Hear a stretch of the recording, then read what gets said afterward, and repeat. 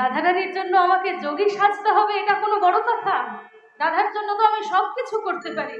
আমি গোলক ত্যাগ করে আজকে গোকুলে এসে বসবাস করছি রাধারানীর জন্য, আর একটা যোগী বেশ আমাকে ধরতে হবে, এটা কোনো বড় কথা? তুমি বলো যে যোগী যে সাজবো তার জন্য যোগী বেশ পাবো কোথায়, আর কেই বা আমাকে যোগী সাজিয়ে দেবে? তাহলে যোগী বেশ তো তোমাকে যোগীশ্বর অর্থাৎ মহাদেবের আরাধনা করে তাকে সন্তুষ্ট করে তার থেকেই তোমাকে যোগী বেশ নিতে হবে, আর তোমাকে যোগী আমি নিজে হাতে তোমাকে যোগী সাজিয়ে দেব। তাহলে যোগীশ্বরের আরাধনা যে করব, মহাদেবের আরাধনার প্রধান উপকরণই তো হচ্ছে বিল্লপত্র অর্থাৎ বেলপাতা। আর আমরা এখন যেখানে রয়েছি এটা বেতসী কুঞ্জ, বেতের বন। তাহলে বেতের বনের মধ্যে বসে বিল্লপত্র পাবো কোথায়? তুমি একটা কাজ করো বৃন্দা, তুমি খুঁজে নিয়ে এসো, আমি ততক্ষণে পূজা আরম্ভ করি। এই বলে বৃন্দাকে পাঠিয়ে দিয়ে গোবিন্দ কি করলেন? যমুনার কূলে বসে যমুনারই জল দল দিয়ে, শ্যাওলা দল দিয়ে গোবিন্দ যোগীশ্বরের আরাধনা করতে আরম্ভ করলেন। ওম ধ্যার বাঁকা স্বভাব ঘুচলো না হে, বাঁকা স্বভাব ঘুচলো না, তোমার নয়ন বাঁকা ভঙ্গি বাঁকা, ওহে বাঁকা নট বড়, তোমার নয়ন বাঁকা ভঙ্গি বাঁকা, ওহে বাঁকা নট বড়, তোমার নয়ন বাঁকা ভঙ্গি বাঁকা, ওহে বাঁকা নট বড়, নয়ন বাঁকা ভঙ্গি বাঁকা, ওহে বাঁকা নট বড়, তোমার নয়ন বাঁকা ভঙ্গি বাঁকা, ওহে বাঁকা নট বড়, নয়ন বাঁকা ভঙ্গি বাঁকা, নয়ন বাঁকা ভঙ্গি বাঁকা, ওহে বাঁকা নট বড়, তোমার বাঁকা স্বভাব আর ঘুচলো না হে, বাঁকা স্বভাব আর ঘুচলো না হে। গোবিন্দের এই যে বাঁকা স্বভাব, গোবিন্দের এই বাঁকা স্বভাব নিয়ে প্রচুর গান রচনা হয়েছে। অনেক ভালো ভালো রচনাকার যারা গান রচনা করেন তারা প্রচুর গান রচনা করেছে, কিন্তু একটা গান আছে যে গানটা অত্যন্ত পুরাতন একটা গান, পুরাতনী বাংলা গান যে সমস্ত হয় তার মধ্যে এই গানটা পড়ে, এবং গানটা এতই প্রাচীন পুরনো যে গানটা কার লেখা বা কার কথা কার সুর সেটা জানা যায় না। গানটা এত পুরনো গান, কিন্তু গানটার কথা এবং সুর দুটোই অপূর্ব সুন্দর। গোবিন্দের এই বাঁকা স্বভাবের পরিচয় সে গানটাতে খুব সুন্দরভাবে লেখা হচ্ছে।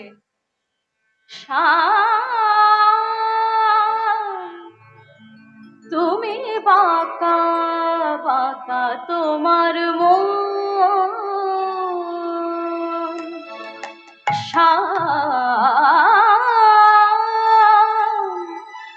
তুমি বাঁকা বাঁকা তোমার মন,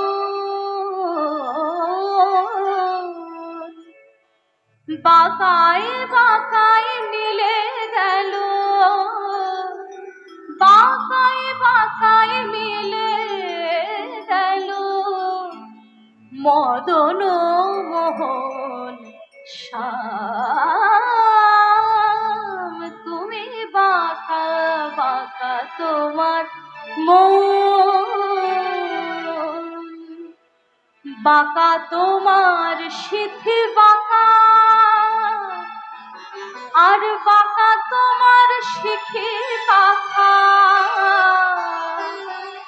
বাঁকা তোমার সিথি বাঁকা, বাঁকা তোমার শিখি বাঁকা,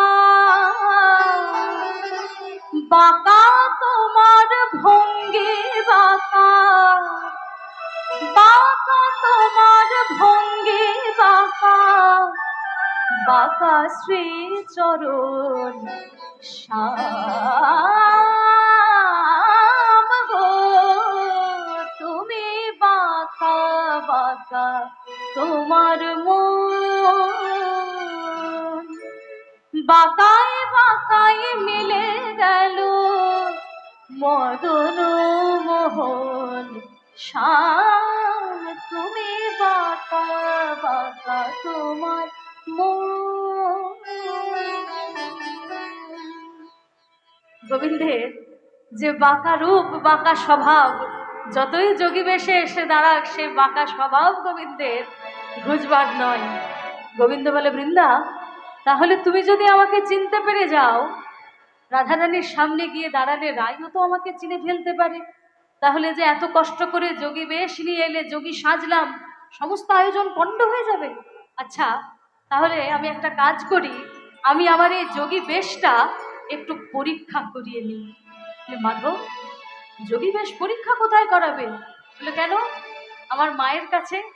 আমার মা যদি আমাকে যোগী বেশে দেখে চিনতে না পারে, তাহলে আমি ধরে নেব যে পৃথিবীর কেউ আমাকে আর যোগী বেশে দেখে চিনতে পারবে না। বৃন্দা, তুমি যাও, আমি যোগী বেশটা একটু পরীক্ষা করিয়ে দিয়ে আসছি। এই বলে বৃন্দাকে পাঠিয়ে দিয়ে, এত কহি নব যোগী গমন করিলা, এত কহি নবযোগী গমন করিলা, এত কহি নব যোগী গমন করিলা, এত কহি নবযোগী গমন করিলা, যশোদার দ্বারে সে উপনীত হইলা, যশোদার দ্বারে এসে উপনীত হইলা, আর যশোদার দ্বারে সে উপনীত হইলা, যশোদার দ্বারে এসে উপনীত হইলা, মুখে হরিহর নাম ডাকে উচ্চ স্বরে, মুখে হরিহর নাম ডাকে উচ্চ স্বরে, মুখে হরিহর নাম ডাকে উচ্চ স্বরে, মুখে হরিহর নাম ডাকে উচ্চ স্বরে, যশোদা শুনিতে পেল থেকে অন্তঃপুরে, যশোদা শুনিতে পেল থেকে অন্তঃপুরে, আর যশোদা শুনিতে পেল থেকে অন্তঃপুরে, যশোদা শুনিতে পেল থেকে অন্তঃপুরে। হরিহর বলে মা যশোদার দ্বারে এসে দাঁড়ালেন নবযোগী। আর মা যশোদা অন্তঃপুর থেকে সেই হরিহর ধ্বনি শুনতে পেয়ে বলরামের বা রোহিণীকে বলছে যে, দিদি, দ্বারে কে হরিহর বলে এসে দাঁড়ালো? ওর গলাটা কিন্তু ঠিক কেমন যেন আমার গোপালের মতো শোনাচ্ছে। আমি একবার দ্বারের সামনে গিয়ে দেখে আসি যে অসময়ে কে আবার হরিহর বলে এসে দাঁড়ালো। এই বলে মা যশোদা দরজার সামনে এসে দাঁড়ালেন। আর দ্বারের সামনে এসে দাঁড়াতেই দেখেন একটি অপূর্ব সুন্দর নবযোগী মায়ের দ্বারের সামনে দাঁড়িয়ে। কিন্তু মা তাকে দেখে আজকে চিনতেও পারলেন না যে তারই গোপাল আজকে নবযোগী সেজে তারই দ্বারের সামনে দাঁড়িয়ে। কিন্তু মায়ের মন তো একটি সেই গোপালেরই বয়সী একটি ছেলেকে এইভাবে দাঁড়ে দাঁড়ে ঘুরে ঘুরে ভিক্ষা করতে দেখে মা তখন যোগীবরকে বলছে, ও বাপ যোগীবর, কোথায় তোমার ঘর? কে বা তোমার মাতা পিতা? ও বাপ যোগী বর, কোথায় তোমার ঘর? কে বা তোমার মাতা পিতা? ও বাপ যোগীবর, কোথায় তোমার ঘর? কে বা তোমার মাতা পিতা? ও বাপ যোগী বর, কোথায় তোমার ঘর? কে বা তোমার মাতা পিতা? তুমি এ নবীন বয়সে যোগীর বেশে, তুমি এ নবীন বয়সে এ যোগীর বেশে, আহা কি কাজে এসেছো হেথা? কি কাজে এসেছো হেথা? তুমি এ নবীন বয়সে এ যোগীর বেশে, কি কাজে এসেছো হিতা? কি কাজে এসেছো হিতা? আমি বুঝলাম তোর মা নাই গোপাল, আমি বুঝলাম তোর মা নাই গোপাল, আমি বুঝলাম তোর মা নাই আমি গোপাল, বুঝলাম তোর মা নাই গোপাল, মা থাকলে বিদায় দিত না রে, বুঝলাম তোর মা নাই মা গোপাল, থাকলে বিদায় দিত না রে, বুঝলাম তোর মা নাই মা গোপাল, থাকলে বিদায় দিত না রে, বুঝলাম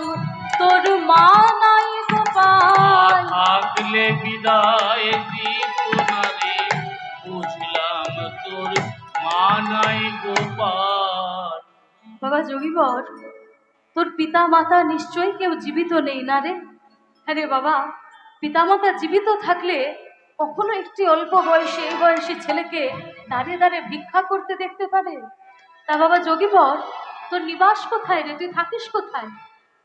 যোগীবর তখন মাকে বলছেন যে মা, যে ঘর সংসার ছেড়ে সন্ন্যাসী হয়ে গেছে তার আবার নিবাস, তবে আমার পূর্ব নিবাস যেটা ছিল সেই পরিচয় আমি আপনাকে দিতে পারি।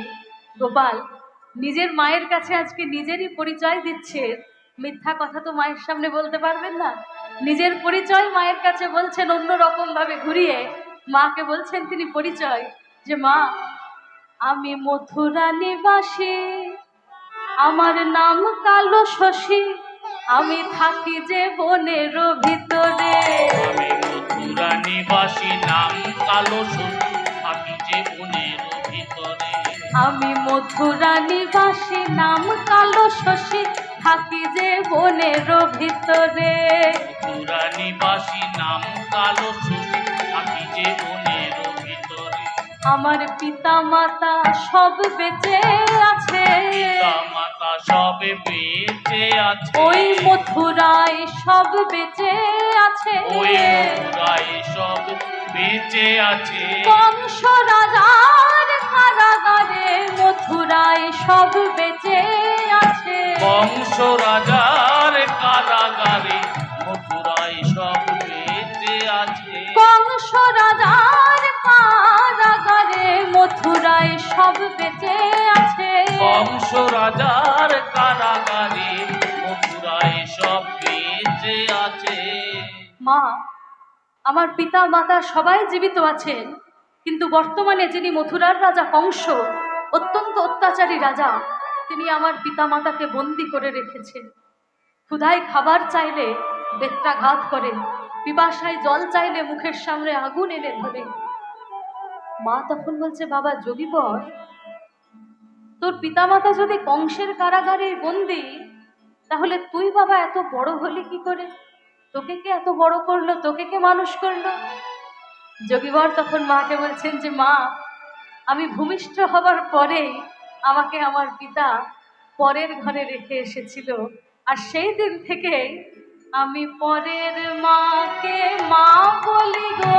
পরের মাকে মা বলি গো। আমি পরের মাকে মা বলি গো। আমি পরের মাকে মা বলি গো। বনে বনে ঘুরে বেড়াই, খাবার লাগে কেবল মা বলি গো। বনে বনে ঘুরে বেড়াই, আবার লাগি মা বলি গো। আর বনে বনে ঘুরে বেড়াই, খাবার লাগে মা বলি গো। বনে বনে ঘুরে বেড়াই, খাবার লাগি মা বলি গো। মা তখন বলছে বাবা যোগীবর, তাহলে ভালোই হয়েছে, আজকে তুই যখন আমার কাছে এসেই পড়েছিস, তুই আমার কাছেই আজ থেকে থেকে যা। আমার একটি ছিল, দুটি হবে। একদিন গোপাল গোষ্ঠে যাবে, তুই ঘরে থাকবি, আর যেদিনে তুই গোষ্ঠে যাবি সেদিন গোপাল ঘরে থাকবে, আর তোরা দুজনে মিলে আমাকে সারাদিন মা বলে ডাকবি। সারাদিন মা বলে ডাক, আমায় সারাদিন মা বলে ডাকবি। সারাদিন মা বলে ডাক। শাড়ির অঞ্চল ধরে নেচে নেচে বলি মা গো ননি দে দে বলে। জল ধরে নেচে নেচে বলে মা গো ননি দে দে বলে। শাড়ির অঞ্চল ধরে নেচে নেচে বলি মা গো ননি দে দে বলে। জল ধরে নেচে নেচে বলে মা গো ননি দে দে বলে। সারাদিন মা বলে ডাকবি। সারাদিন মা বলে ডাক, আমায় সারাদিন মা বলে ডাকবি। সারাদিন মা বলে ডাক। যোগীবর দেখছে যে মা তো তাহলে এবার আমাকে সত্যিকারেরই যোগী ভেবে নিয়েছে। এবার সত্যিকারের যোগী ভ্রমে মা যদি আমাকে বাড়িতে রাখে, আর কোনোভাবে যদি মা আমার প্রসাদ পেয়ে যায়, বাৎসল্য প্রেম নষ্ট হয়ে যাবে। যোগীবর তখন মায়ের কাছে শুরু করলে মিথ্যা গল্প, বলে মা, আপনি আমাকে রাখতে পারেন আপনার কাছে, কিন্তু একটু বুঝে শুনে আপনাকে রাখতে হবে। বলে কেন? তোর মতন একজন নবীন যোগীবরকে একটি বাচ্চা ছেলে তোকে বাড়িতে রাখার জন্য আমাকে আবার একটু বুঝে শুনে রাখতে হবে কেন? না বলে যে মা, সেটা কথা নয়, আসলে আমাদের বাড়িতেও একদিন আমার মতোই একটি যোগী বর এসেছিল, আর আমার মাও বেশ আপনার মতোই তাকে বেশ আদর যত্ন করে বাড়িতে রেখেছে। আর সেই যোগী বরের প্রসাদ আমি যেই না পেয়েছি, অমনি আমার মধ্যে কি যে হয়ে গেল, হর হর মহাদেব বলে আমি ঘর ছেড়ে সন্ন্যাসী হয়ে বেরিয়ে পড়লাম।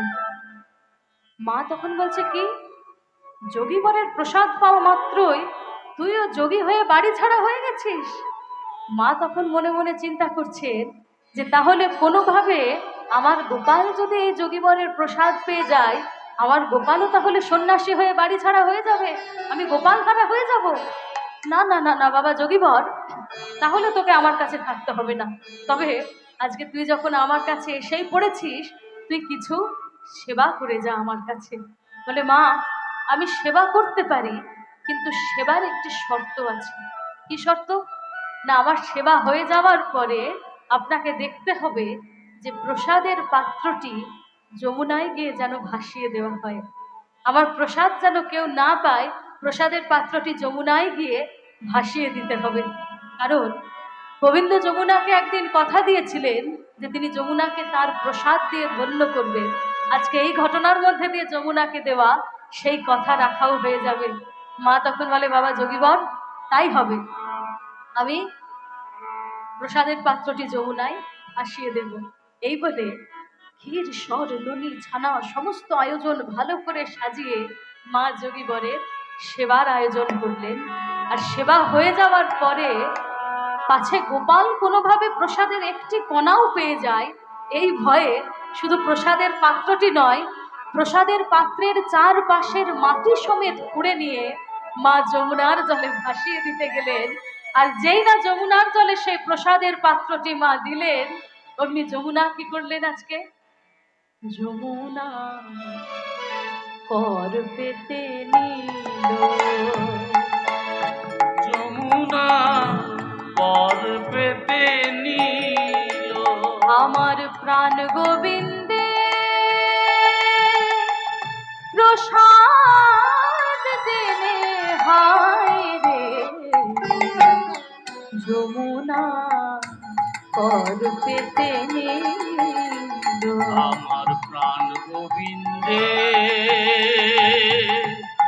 প্রসাদ জেনে আয় রে, যমুনা কর পেতে নিল, আমার প্রাণ গোবিন্দে প্রসাদ জেনে হায় রে, যমুনা কর পেতে নিল। প্রাণ গোবিন্দে প্রসাদ জেনে আয় রে, যমুনা কর পেতে নিল। যেই না যমুনার জলে সেই প্রসাদের পাত্রটি মা দিয়েছে, অমনি যমুনা নিজ দেহ ধারণ করে, নিজ মূর্তি ধারণ করে দুহাত বাড়িয়ে সেই প্রসাদ গ্রহণ করে নিল। যমুনার সেই ভাব দেখে মা অন্তঃপুরে ফিরে এসে বলরামের মা রোহিণীকে বলছে যে দিদি, আমি ভাগ্যে সেই যোগীবরকে আজকে বাড়িতে রাখিনি। এই যোগীবরের প্রসাদের গুণ জানো? যেই না যমুনার জলে প্রসাদের পাত্রটি দিয়েছি, অমনি যমুনা নিজ মূর্তি ধারণ করে দুহাত বাড়িয়ে প্রসাদ গ্রহণ করে নিল। আজকে এই যোগীবরকে যদি আমি বাড়িতে রাখতাম, আমি আজকে সত্যি গোপাল হারা হয়ে যেতাম দিদি। ভাগ্যে সেই যোগীবরকে আমি বাড়িতে রাখিনি। বাবা যোগীবর, আর তোকে এখানে থাকতে হবে না, তুই আর কি চাস বল? বলে মা, আমি আপনার কাছে আর কিচ্ছু চাই না, আপনি শুধু আমাকে আশীর্বাদ করুন যে আজকে যে জন্য আমি যোগী সেজেছি, যে কারণে আমি যোগী ব্রত ধারণ করেছি, আমার এই যোগী ব্রত যেন সফল হয়। মা তো আর জানে না যে কে যোগী সেজেছে, কেনই বা যোগী সেজেছে, কি বা যোগী সাজের উদ্দেশ্য, কেই বা সাজিয়ে দিয়েছে।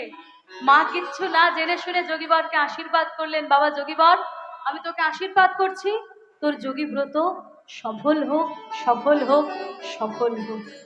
এই বলে মায়ের আশীর্বাদ নিয়ে এত কহি নবযোগে গমন করিলা, এত কহি নবযোগী গমন করিলা, এত কহি নবযোগে গমন করিলা, এত কহি নবযোগী গমন করিলা, জটিলার দ্বারে সে উপনীত হইলা, জটিলার দ্বারে সে উপনীত হইলা, মুখে হরি হর নাম ডাকে উচ্চ স্বরে, মুখে হরি হর নাম ডাকে উচ্চ স্বরে, মুখে হরি হর নাম ডাকে উচ্চ স্বরে, মুখে হরি হর নাম ডাকে উচ্চ স্বরে, জটিলা শুনিতে পেল থেকে অন্তঃপুরে, মুখে হরি হর নাম ডাকে উচ্চ স্বরে, জটিলা শুনিতে পেল থেকে অন্তঃপুরে। হরিহর বলে জটিলার দ্বারে এসে দাঁড়াবেন নবযোগী। জটিলা অন্তঃপুর থেকে সেই হরিহর ধ্বনি শুনতে পেয়ে মেয়ে কুটিলাকে বলছেন যে কুটিলা দেখ তো, দ্বারে একজন যোগীবর এসে দাঁড়িয়েছে বলে মনে হচ্ছে, যা তুই সেবার আয়োজন দিয়ে আয়। কুটিলা তখন ভাবছে যে রোজই তো এমন কত শত যোগীবর কত শত ভিক্ষার্থী আসে, কুটিলা তো আর জানে না যে আজকে যোগী বেশে কে এসে দাঁড়িয়েছে দ্বারের সামনে। কুটিলা রোজকার মতো একটি ভিক্ষার পাত্র সাজিয়ে নিয়ে গিয়ে বলে, বাবা যোগীবর ভিক্ষা গ্রহণ করুন। কিন্তু সেই যোগীবর কুটিলার থেকে ভিক্ষাও গ্রহণ করলেন না, আর কুটিলার সাথে একটিও কথাও বললেন না। যোগীবরের এই ভাব দেখে কুটিলা আবার অন্তঃপুরে ফিরে এসে মা জটিলাকে বলছেন যে মা, আমি যোগীবরের সেবার আয়োজন করলাম, সেবার আয়োজন নিয়ে গেলাম, কিন্তু যোগীবর আমার থেকে সেই সেবা গ্রহণও করলেন না, আর একটিও কথাও বললেন না। আচ্ছা, কথা না বলতে পারে, কারণ অনেক যোগীদের অনেক সময় মৌনব্রত থাকে, কিন্তু সেবা গ্রহণ করলেন না কেন? জটিলা তখন বলছে, কুটিলা আমার কি মনে হচ্ছে জানিস, এই যোগীবর অত্যন্ত জিতেন্দ্রীয় অন্তর্যামী যোগীবর। এই যোগীবর সবার মনের কথা বুঝতে পারে। এই যে আজকে তুই ভিক্ষার পাত্রটি নিয়ে গেছিলি, আমার মনে হচ্ছে তোর মনের মধ্যে ভক্তি শ্রদ্ধা ঠিকঠাক ছিল না, সেটা যোগীবর বুঝতে পেরে গেছে, সেই জন্য তোর থেকে সেবার আয়োজনটা গ্রহণ করেনি। তুই ছাড়, আমাকে দে, আমি গিয়ে দিয়ে আসছি। এই বলে জটিলা বেশ ভালো করে ভিক্ষার পাত্রটি সাজিয়ে নিয়েছেন আজকে। সাজিয়ে নিয়ে গিয়ে যোগীবরের সামনে গিয়ে বলে, বাবা যোগীবর ভিক্ষা গ্রহণ করো। যোগীবর তখন জটিলাকে বলছেন যে মা, আপনি আমাকে ক্ষমা করবেন, কিন্তু আমি তো যেমন তেমন রমণীর হাতে ভিক্ষা গ্রহণ করতে পারবো না। যেই না এই কথা বলেছে, জটিলা বলে, কি যেমন তেমন রমণী? হ্যাঁ রে, তুই জানিস আমি কে? তুই চিনিস আমাকে? বলে, মা আপনি রেগে যাবেন না, আসলে আমার একটা যোগী ব্রত আছে যে আমি যদি পতিব্রতা সতী রমণী ছাড়া অন্য কোনো রমণীর হাতে ভিক্ষা গ্রহণ করি, তাহলে আমার যোগী ব্রত নষ্ট হয়ে যাবে। জটিলা তখন বলছে, হ্যাঁ রে বাবা যোগীবর, তুই চিনিস আমাকে? তুই জানিস আমি কে? আমি জটিলা। এই সমগ্র বৃন্দাবনে আমার মতন পতিব্রতা সতী রমণী আছে কজন? বলে, না মা, আসলে আমি শুনেছি যে আপনার পুত্রবধূ শ্রীমতী রাধারানীর মতো পতিব্রতা সতী রমণী নাকি বৃন্দাবনে আর দ্বিতীয় কেউ নেই। তো আপনি যদি তার হাত দিয়ে সেবার আয়োজন পাঠিয়ে দেন, তাহলে আমি গ্রহণ করতে পারি। এই কথাটা শুনে কিন্তু জটিলার মনে ভারী আনন্দ হয়েছে, কারণ রাধারানীকে সবাই কলঙ্কিনী রাধা নামেই জানে। সমগ্র বৃন্দাবনে তিনি কৃষ্ণ কলঙ্কিনী রাধা নামে পরিচিতা। আজ আবার কোথা থেকে একজন যোগীবর এসে বলছেন অতি পতিব্রতা সতী রমণী শ্রীমতী রাধারানী। এই কথাটা শুনে জটিলা অত্যন্ত আনন্দিত হয়ে অন্তঃপুরে গিয়ে বলে, রাই ও রাই, দাঁড়িয়ে একজন যোগীবর এসে দাঁড়িয়েছে, সে আবার তোর হাতে ছাড়া ভিক্ষা গ্রহণ করবে না। তুই ছাড়, তুই আমাকে দে, আমি গিয়ে সেবার আয়োজন দিয়ে আসি, রাই সেবার আয়োজন দিয়ে আয় তুই। কিন্তু রাধারানী সে যোগী ভিক্ষার কথা শুনে ভয় পেয়ে গেছেন। রাধারানীর মনে পড়ে গেছে সেই ত্রেতা যুগের কথা। ত্রেতা যুগে সীতামা এক যোগীবরকে ভিক্ষা দিতে গেলেন, আর সেই যোগীবরই সীতামাকে হরণ করে নিয়ে চলে গেলেন। এই কথা মনে পড়ে যেতে রাধারানী তখন মা জটিলাকে বলছেন যে মা বলো না মা, মা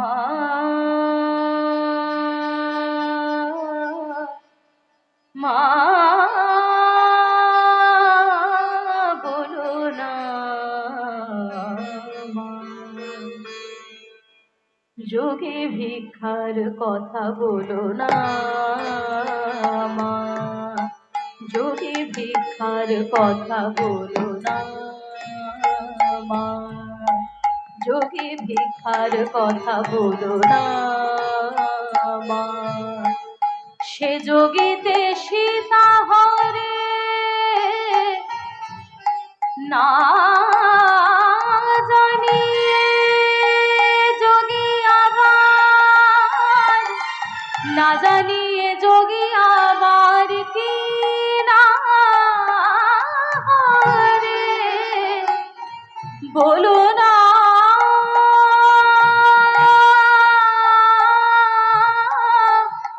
বলো না মা, বলো না যোগী ভিক্ষার কথা বলো না মা, যোগী ভিক্ষার কথা বলো না।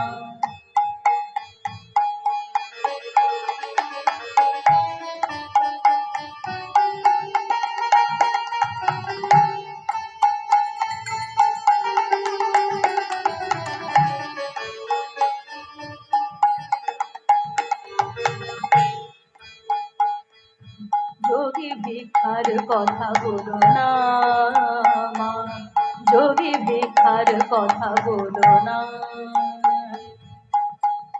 গরে গামানি দা পাদানি সাদানি সারে গামা রে সারি দা পামা গরে জানি সা, যোগী ভিক্ষার কথা বলো না। রে রে গা রে গামা বা গানি নি দা বাবা দা মামা বা গামা বা রে জানি দা পামা গরে নি দা পামা গামা বা রে দা দাদানি সারে গামা বা গরে সারি দা পামা গরে জানি সা, যোগী ভিক্ষার কথা বলো না। গামা গরে জা গামা রে মামা গরে জা গা গামা রে রে গা রে মামা গরে জা গামা রে বাবা মা গরে গামা মা গরে জা রে নি নি দা নি নি বা দা মা বা গামা বা দা নি সা দা নি সা রে গামা বা গামা বা রে গামা গরে জা নি দা পা মা গরে জা রে নি সা রে গামা বা দা নি সা, যোগী ভিক্ষার কথা বলো না, যোগী ভিক্ষার কথা বলো না মা, যোগী ভিক্ষার কথা বলো না। গরে গরে গরে গামা বা গামা নি দা বা দা নি দা নি সা রে গামা বা গরে জা রে নি দা রে গামা বা গামা গরে জা রে নি রে জা রে নি দা নি বা দা মা বা গামা রে গা সা রে নি দা, কথা বলো না মা, যোগী ভিক্ষার কথা বলো না। রে গা রে গা রে গা রে গামা বা গামা বা গা নি দা নি বা দা মা বা গামা বা নি দা নি দা বা মা গরে দা সা নি সা রে গামা বা গরে সা রে নি দা রে গামা বা গামা গরে সা রে নি রে জা রে নি দা নি দা নি দা বা দা বা নি দা নি মা বা মা দা বা দা গামা গা বা মা বা রে গা রে মা গা বা সা রে গামা বা নি দা নি দা বা মা গরে দা, যোগী ভিক্ষার কথা বলো না। বাবা বাবা গামা মা গরে দা মা গামা বা গামা মা গরে দা মা মা মা গামা মা গরে দা মা মা মা গামা মা গরে দা মা মা মা গামা মা গরে দা বা বা বা মা মা মা মা গামা মা গরে দা বা বা বা গা গা রে রি বা বা দা মা মা বা বা গামা বা নি দা নি সা রে গামা মা গরে দা সা রে গামা বা নি দা মা গরে দা নি দা বা মা গরে দা রে নি সা রে গামা বা নি সা, কথা বলো না মা, যোগী ভিক্ষার কথা বলো না। বাবা গামা মা গামা মা গামা মা গামা মা গা রে দা বাবা দা বাবা বাবা গামা বা নি দা নি নি দা নি সা রে গামা বা গামা গরে দা সা রে গামা বা গামা গরে দা সা দা বাবা গরে দা সা নি দা বাবা গরে দা, যোগী ভিক্ষার কথা বলো না মা, যোগী ভিক্ষার কথা বলো না, বলো না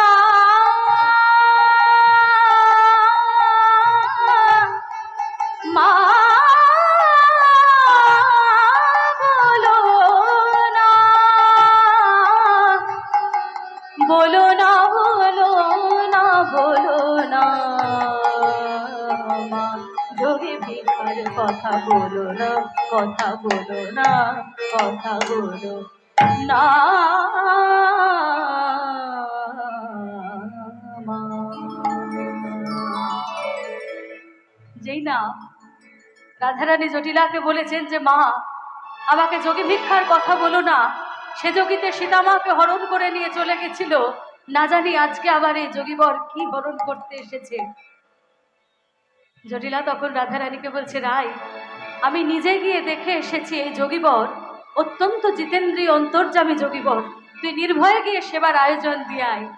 রাধারানী তখন ভিক্ষার পাত্রটি ভালো করে সাজিয়ে নিয়ে গিয়ে যোগীবরকে বলে বাবা যোগীবর তুমি তো আমার শাশুড়ি ননদ সবাইকে ফিরিয়ে দিয়েছ, এখন আমি তোমার জন্য ভিক্ষা নিয়ে এসেছি বাবা যোগীবর গ্রহণ করো। যোগীবর তখন রাধারানীকে বলে রাই কি ভিক্ষা নিয়ে এসেছো তুমি আজকে আমার জন্য? দধি দুগ্ধ ছানা মাখন ফল মূল এসব? রায় আজকে আমি এসব ভিক্ষা গ্রহণ করব বলে তো তোমার দরজার সামনে এসে দাঁড়াইনি রায়। বলে শ্যাম এছাড়া তো আর তোমাকে দেওয়ার মতো আমার কাছে আর কিচ্ছু নেই, আমার নিজের বলতে যা কিছু ছিল আমি সমস্ত কিছু গোকুলপতি শ্রীকৃষ্ণচন্দ্রের চরণে সমর্পণ করে দিয়েছি। তবে আমি তো শুনলাম তুমি অন্তর্যামী জিতেন্দ্রীয় যোগীবর, তুমি যদি বলে দিতে পারো যে আমি আমার গোবিন্দকে আমার কৃষ্ণচন্দ্রকে আমি কি দিতে পারিনি, আমি কথা দিচ্ছি সেই জিনিস আমি তোমায় দেব। যোগীবর তখন রাধারানীকে বলছেন শোনো গো শ্রীমতী শ্রীকৃষ্ণের প্রতি তোমার দাবিল মা। শ্রীমতী শ্রীকৃষ্ণের তোমার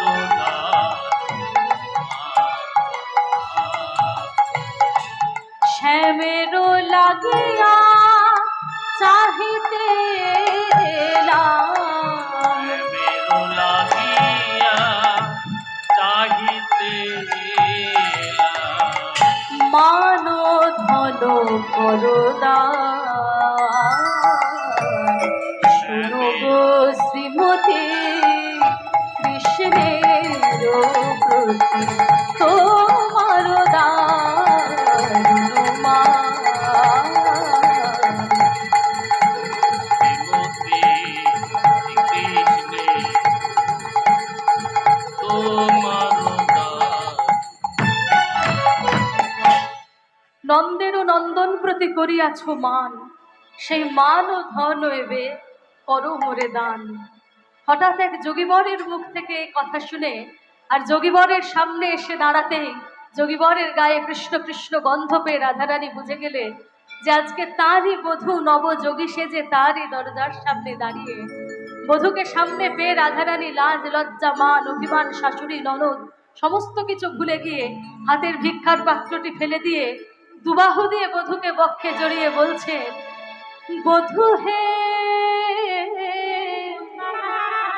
আমি আর কি ছাড়িয়া দেব, আমি আর কি ছাড়িয়া দেব, আমি আর কি ছাড়িয়া দেব, আমি আর কি ছাড়িয়া দেব, আমার বুক চিরিয়া যেখানে পরাণ সেখানে তোমারে খবর, সেখানে তোমারে খবর। আমারে বুক চিরিয়া যেখানে পড়া সেখানে তোমারে খবর, সেখানে তোমারে খবর। তুমি নয়ন অঞ্জন অঙ্গের ভূষণ, তুমি হে কালিয়া চাঁদা, তুমি নয়ন অঞ্জন অঙ্গের ভূষণ, তুমি হে কালিয়া চাঁদা। আর জ্ঞান দশ কহে তোমার পীড়িতে, পরাণে পরানো বাধা, পরাণে পরাণ বাধা। আর কেন দাস কহে তোহার প্রীতি, পরাণে পরানো বাধা, পরাণে পরানো বাধা। রাধা গোবিন্দের যত সখীরা রাধা গোবিন্দকে জটিলা মন্দির থেকে নিকুঞ্জ মন্দিরে নিয়ে এলেন। দোহার বদলে দধিদুগ্ধ ছানা মাখন দিয়ে সেবা করে সেই প্রসাদ যত সখীরা ভাগ করে নিলেন। আর সখীরা বলছে, আজ রাধা গোবিন্দ হইল যুগল।